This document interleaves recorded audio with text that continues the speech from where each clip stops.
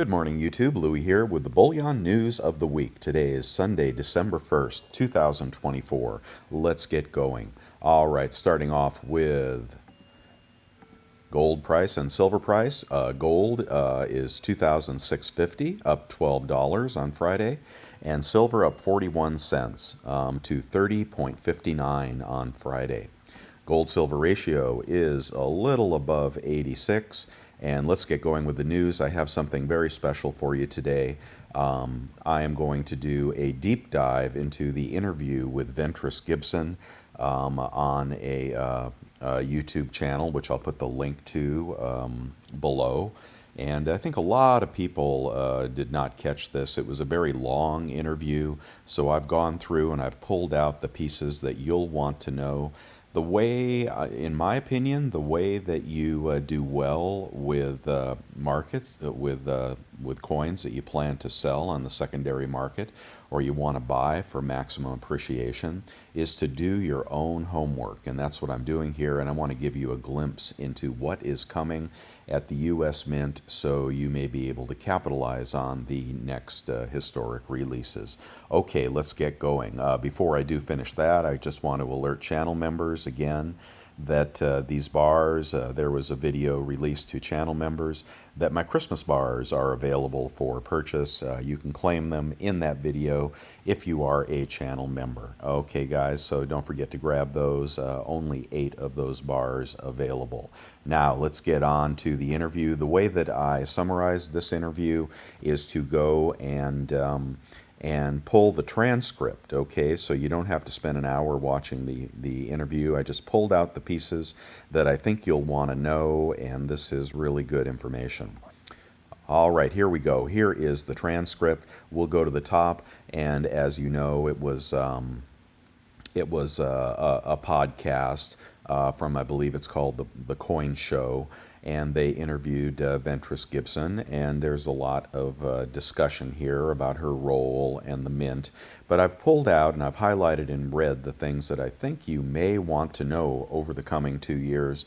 It's going to be a very interesting coming 2 years for the U.S. Mint. Very much taking a different course than they've taken in the past.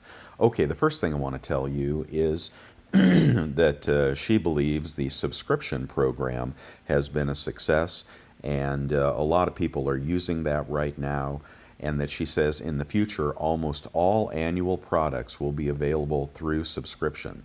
They also want to expand that to all of our products and continuing to offer it for new products as we add them, like the examples of the comic art coins. Okay, comic art coins will be available for subscription, and we'll talk a little bit more about that in the future. We're also going to be talking about the Semiquincentennial coins, which I believe the flowing hair is really the first of that release, and why I think the value of that coin could potentially double over time as people look back and wish they had gotten one. All right, but let's look to the next important part here. And you can watch this interview in full, or you can read the transcript. She's just talking a lot about the metals and Congress, etc. 1 second here. Okay, they ask her, what would you do to fix what's wrong with the U.S. Mint? Is to give the U.S. Mint more authority legislatively. I have the authority to create a gold coin, but I don't have the authority to create a silver coin.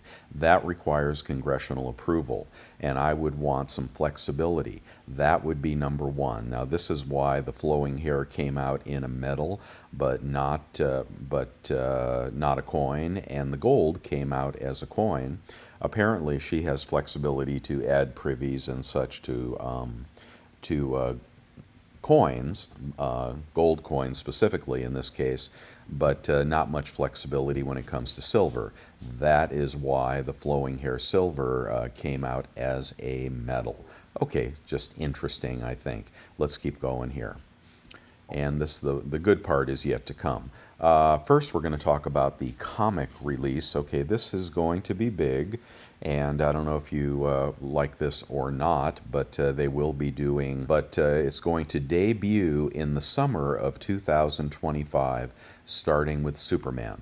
Okay, so Superman is number one. The series will go on for 3 years. And after Superman comes Batman and then Wonder Woman.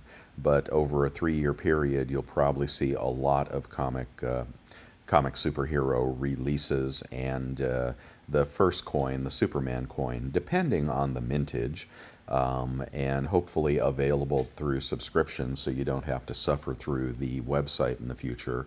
The Superman coin will probably be a must-have, again, depending on the mintage. All right, so that's the comic superheroes. They're trying to engage young people, and later on they'll talk about sports and coins. Now moving on to the semi-sesquicentennial. Okay, we have big plans, and the secretary has approved these, so we're redesigning our dime, quarter, and half dollars. All right, so there's going to be a redesign. I think that is of circulating coinage. That'll be interesting. That tells me that 2025 will be the last year of current images on circulating coins. And the designs are stunning and have a connection that takes us through our history to some of the themes that the public voted on. Okay, so let's see, and you'll probably be able to see those images on Salivate Metals videos, etc., as the public and the CAC votes on what they think is a beautiful coin. But I'm most interested in the sesquicentennial, and we kickstarted the 21 historic coins that we've issued and had people vote on them over the past 250 years. They've done surveys. You don't care too much about that. The first is so this is following up to the flowing hair, which I think is, in my opinion, the first in the series. But what she's saying here is the first is the 1804 silver dollar. Okay, so this will be, we'll see if we can figure out when these will come out. Might be late 25 or even 2026. I'm not sure. But the number one in the release will be the 1804 silver dollar. Okay? The number two will be the 1904 they must mean to say St. Gaudens. They just didn't transcribe it. So followed by the 1904 St. Gaudens high relief double eagle. The third will be the 1916 Mercury dime, then the 1916 Standing Liberty quarter, and then the 1916 Walking Liberty half dollar. All right, iconic designs. Now, they have already released the St. Gaudens before, I believe. They've released the Mercury dime before. They've released the Standing Liberty quarter dollar before, and I believe the half dollar before, so I'm not sure what will be different about the new releases. Let's read on. 24 karat gold coins will feature uncirculated finishes and will be released over the course of 2026 in 1 ounce, half ounce, and 10 ounce. So that'll be very interesting to see something like the Mercury dime released in a 1 ounce format, silver and gold. This is also interesting. They will all be released bearing their original dates. Okay, this is going to give you chills. What else does she say? Okay, this is interesting that I haven't heard anybody talk about. Here, the coins will include a special privy mark of the Liberty Bell. Okay, they've talked about the Liberty Bell privy before, and it's going to be coming out in 2026 with the historic re-releases for the semi-sesquicentennial. So these will be differentiated from prior releases of Mercury dime, for example, or the Standing Liberty, with a Liberty Bell privy. 250 for the nation's age, a special privy mark of the Liberty Bell, and 250 for the nation's age. I guess it's a combination Liberty Bell and a 250 privy.